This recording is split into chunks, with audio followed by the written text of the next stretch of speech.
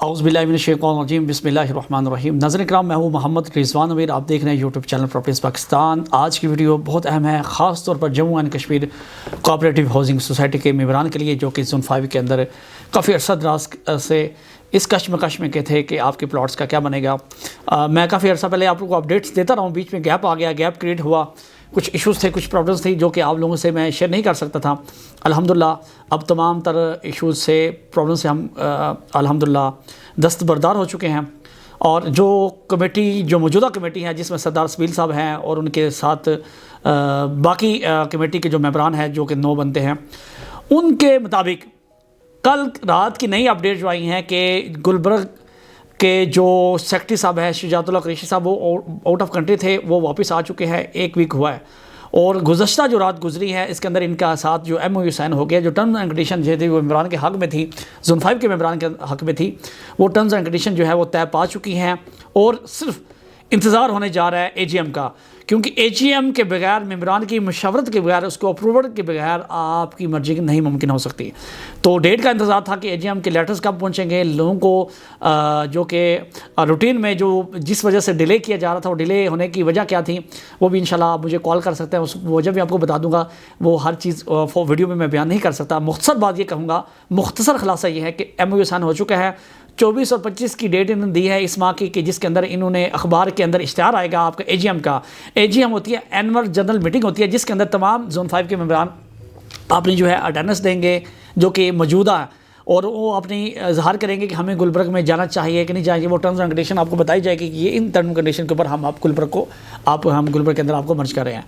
तो कुछ दोस्तों का सवाल था कि मर्जिंग होती क्या है। इसका एक्सपेरिमेंट पहले जम्मू की सोसाइटी एक एक्सपेरिमेंट कर चुकी है, जिसको हाउसिंग के अंदर G15-3 की लैंड दी गई थी। G15-3 के मेंबरान को housing foundation, Pakistan housing foundation के अंदर एडजस्ट किया गया था, जिसके अंदर ये G15-3 चला गया था G14 के अंदर।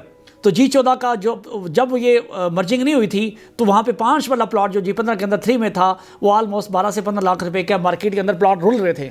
जैसे ये 2 साल पहले की मैं बात बता रहा हूँ, जैसे ये मर्ज हुआ हाउसिंग के अंदर, तो G15 तो यकीन जाने कि ये 2 साल पहले की अपडेट है कि वो जब मर्ज होने के बाद यकीन जाने अभी मार्केट में 1.25 करोड़ से लेकर 1.5 करोड़ तक 5 वाला प्लॉट मिल रहा है इस टाइम। तो सेम एक्सपेरिमेंट, सेम चीज़ जो है आपकी गुलबर्ग के अंदर होने लगी हैं। आप गुलबर्ग आपको प्लॉट किस बुनियाद पे देगा, किस टर्म कंडीशन के बुनियाद पे देगा, वो इंशाल्लाह वो चीज़ें AGM के अंदर डिस्कस होंगी।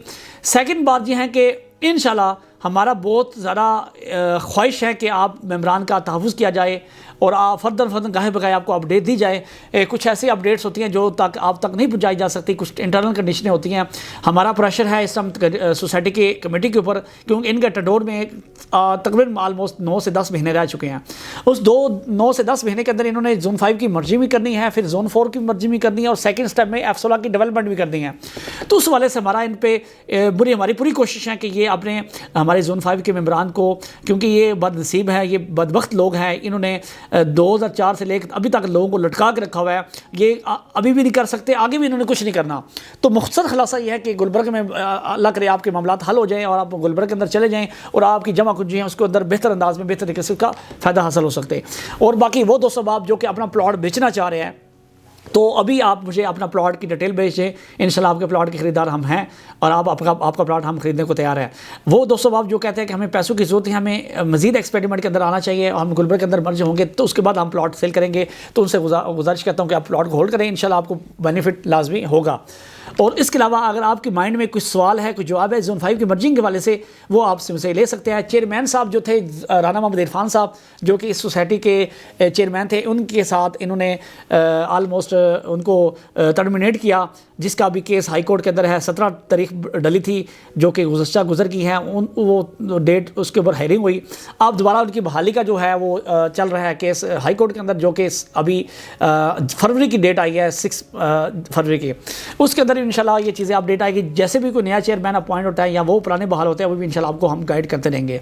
फिर वक्त जो मौजूदा सूरत हाल है, मौजूदा जो अपडेट है, टर्म्स एंड कंडीशन तय हो चुकी हैं गुलबर्ग के साथ, और अल्हम्दुलिल्लाह इस बात का जो विक्टिम है वो इस्लामाबाद का जो DC है वो है, और इंशाल्लाह इंतज़ामिया इसके अंदर है, सर्कल रजिस्ट्रार और बेसिक जो कोऑपरेटिव डिपार्टमेंट के रिलेटेड जो हुकाम होते हैं वो इस बात के गवाह भी हैं, और वो उनकी पूरी ख्वाहिश है कि इस सोसाइटी के जो मेम्बरान हैं काफ़ी असरदार से सफ़र कर रहे हैं, उनको फ़ायदा हासिल हो सके, उनके हक़ में बेहतर अंदाज में बेहतर तरीके से इसका हल निकाला जा सके।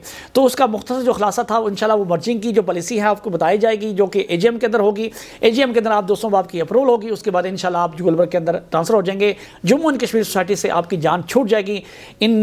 अब मैं और गहराई में नहीं जाना चाह रहा, इन लोगों की कमेटी के नाहिल लोगों के बारे में मैं कुछ कहना नहीं चाहूँगा, लेकिन है कि अगर ये मौजूदा कमेटी जो इक़दाम कर रही हैं, मैं इनको सराहूँगा, इनको खराज तहसीन पेश करूँगा कि अगर ये जो इन्होंने बेड़ा उठाया हुआ अल्लाह करे ये पाए तकमील तक पहुँच पाए।